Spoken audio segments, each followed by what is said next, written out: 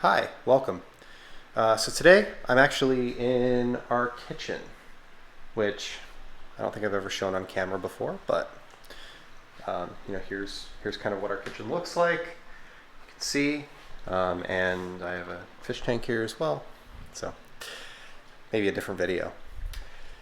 So what we're going to be talking about today is the very start of some kitchen organization stuff that I'm going to be working on. And I've been working really hard to dial in the garage and dial in the organization in the garage.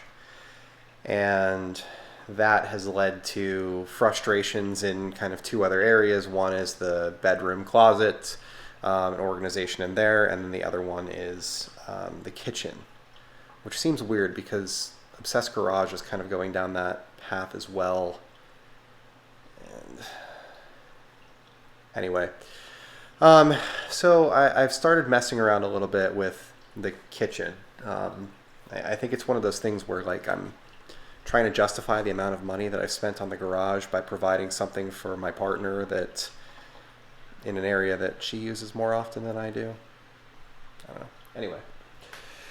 So our kitchen has been very cluttered. It feels very cluttered.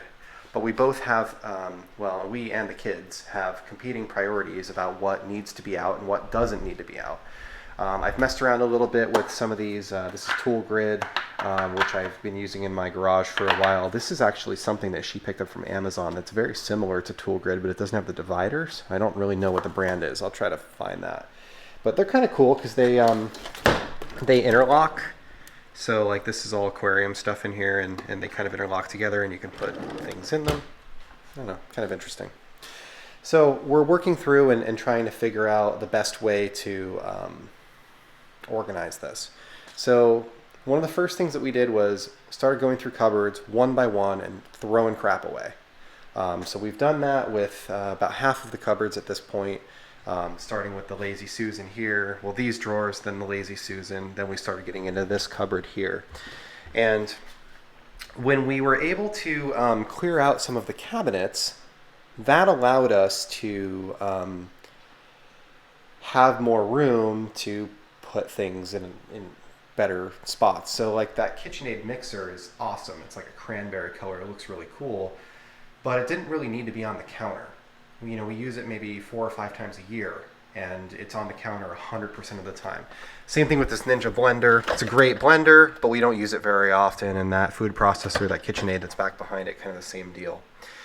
But I found that these cupboards that we have in the house kind of suck from a usability perspective, and I'll elaborate on that a little bit more. So let me show you this cupboard over here. This is a really good example. So as you can see, these cupboards are 24 inches deep, and obviously there's some crap in here that still needs to be thrown out, but this cupboard is 24 inches deep or 22 inches deep, but you can't really see back here very well, and things end up behind other things. I feel as though if these shelves were half depth or 2/3 depth, and the bottom was completely accessible, we would actually end up with more usable storage, even though there would be less storage available.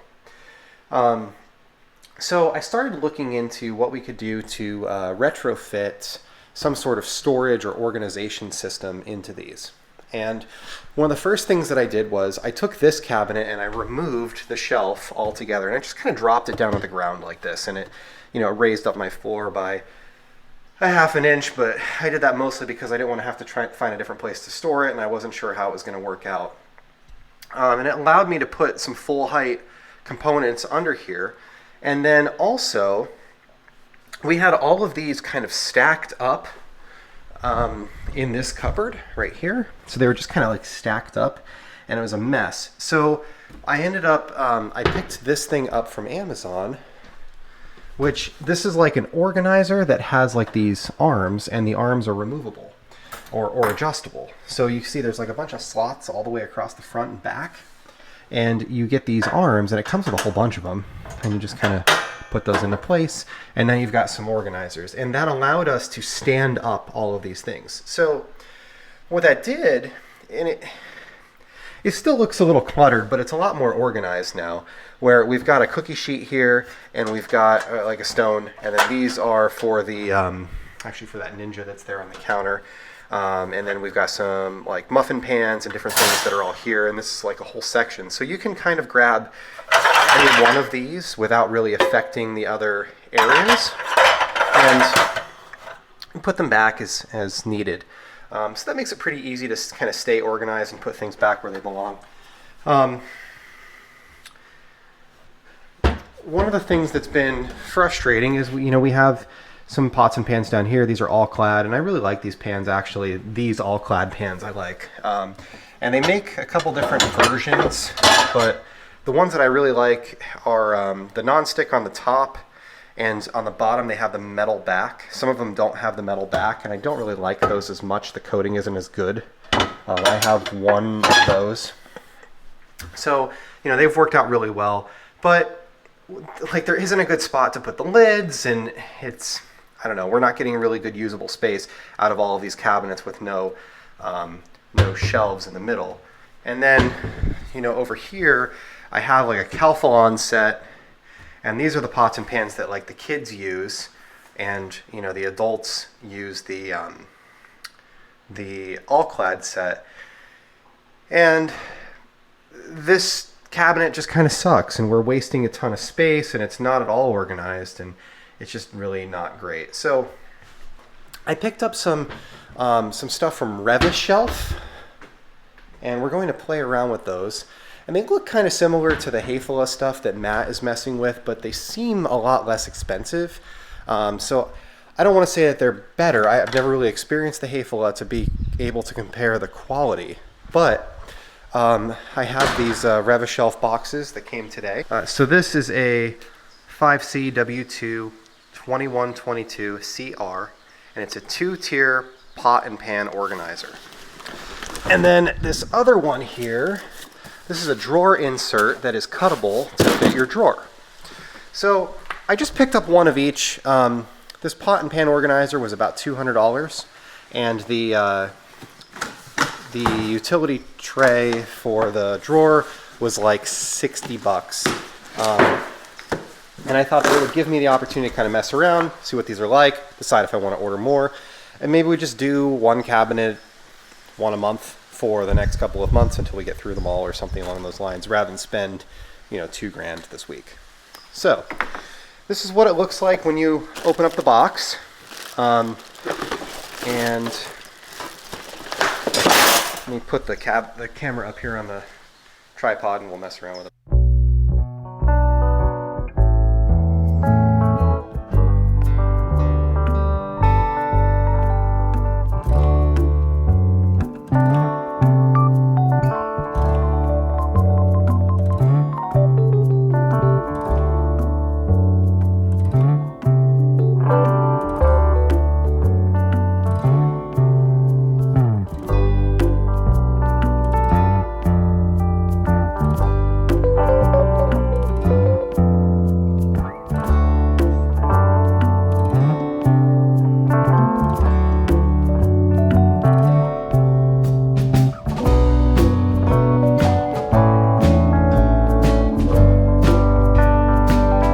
So we've got this assembled, and this is kind of what it should look like.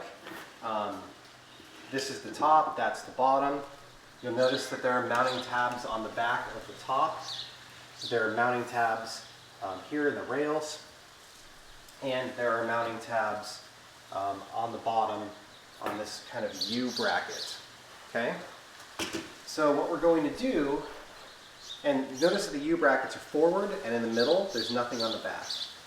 So what we're going to do is we're going to go put this inside the cabinet, and we're going to screw it to the side of the door frame, the bottom of the cabinet, the back of the cabinet, and this is adjustable to give us the depth that we need for the back of the cabinet.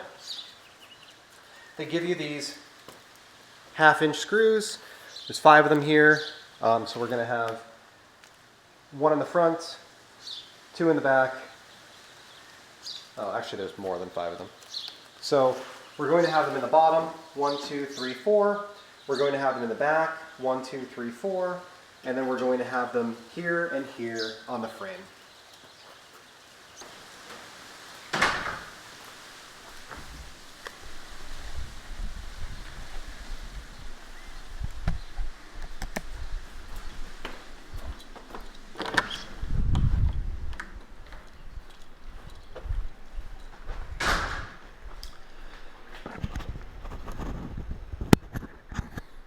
Alright, so here we are. We've got a rack installed. And I know that I had said earlier that I wanted to do the island, but I ran into an issue here because of the wiring that's in the back for the outlet that's up there. It's through the middle of the shelf, so I didn't want to cut the shelf without testing this and seeing how it fit, so I just decided to do it over here. So, as you can see, we've got this installed. You want to favor the non-hinge, so there's a door hinge here, so we want to favor the non-hinge side. There's a screw that goes in here and here, and we want about 1/4 of an inch gap between here and the front of the face. You can see that there are screws that go down into the bottom, and then in the very back there are screws that go into the back wall. I did install this shelf prior to putting the screws in the back wall so that I could make sure that it was square and it fit and that these weren't spread out a little bit. But I think that it fits really well. So let me get the bottom shelf snapped in.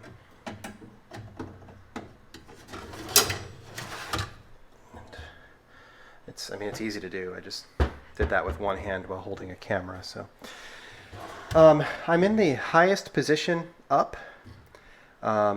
Which unfortunately I would say the one downside is you have to figure out your height before you install it to test your height. And the reason I say that is because this is screwed in here and those two are screwed in the back to support the weight of the unit. And if I want to lower this down to say the next hole, there's 2 other adjustments here, 1 and 2. If I want to drop it down, well then I actually have to put another screw in here, and the back ones need to move down as well. So I'm just going to keep this one as high as I can, and we'll see how it works.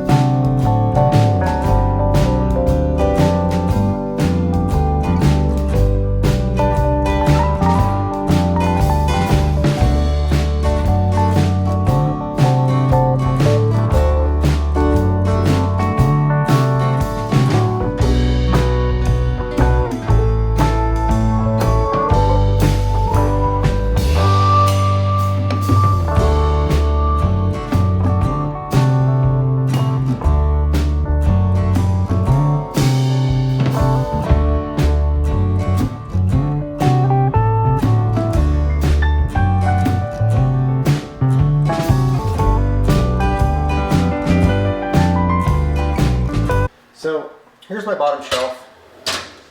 1, 2, 3, 4, 5, 6, 7, 8 items in there. You know, it fits fairly well. I do wish my cabinets were a little bit deeper because I run into these handles that kind of stick out the back side. You know, I guess the problem is that if you have a pan like this that has a handle on the outside of it, you don't really have a good spot to put it. And the reason I say that is if it's up front, the handle sticks out and then you can't shut the door.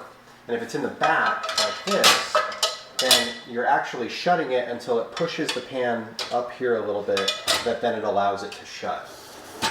I have my lids in the topmost position. This allowed me to get my kind of my pot lids up here. I mean, obviously these all need to be cleaned off, but this allowed me to get my pot lids up here. You know, it stores a ton of lids compared to the number of pots it stores, honestly.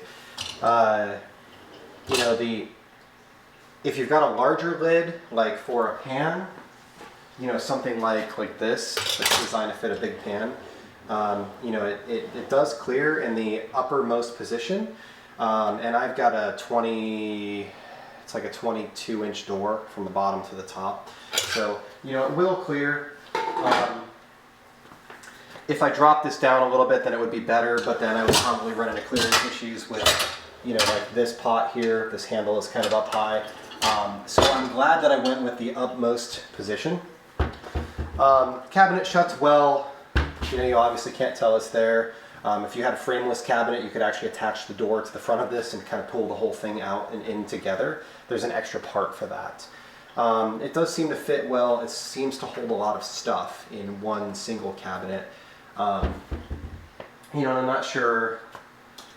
I'll probably do another cabinet as well with some more pots and pans. We have quite a bit of them because we kind of have a set that the kids use and then we have a set that the adults use.